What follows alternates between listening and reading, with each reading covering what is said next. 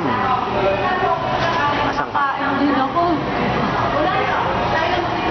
Chowking. Chowking Jolly. Ay, Chowking Jollibee. Chowking Baguio. Jack Shop, Jollibee. Chowking Nasa Baguio Baguio. lang naman. Baguio lang. Anong lasa ng pansit? Sarap ng pansit. Sarap ng pansit, no? Kakaiba. Sa Manila, ganyan din kasarap.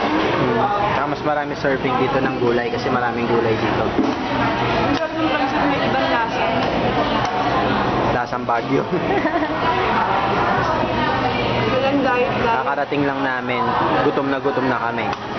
Late lunch. First stop, Chowking.